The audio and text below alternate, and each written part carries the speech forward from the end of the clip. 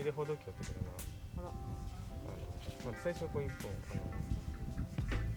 爆速どうした爆速朝ひもほどきテク、みんな知ってるんだと思うんだけど、昨日動画見て知ったんだけど、まず1本のやつを一旦ソバージュみたいなやつにほどく。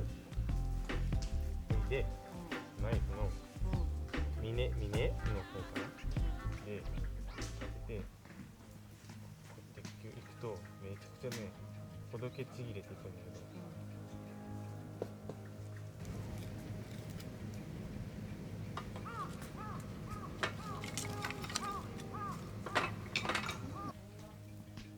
それもね、使いますね。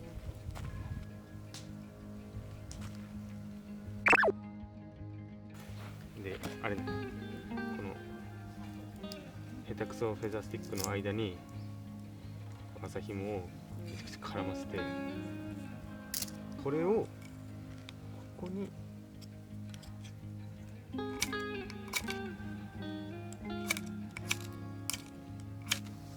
はいついた。おお。はい、あ、そう。よ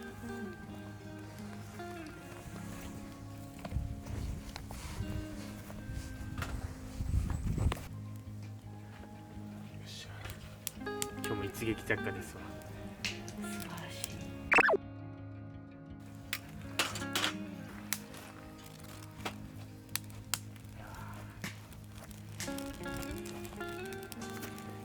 いいんじゃない。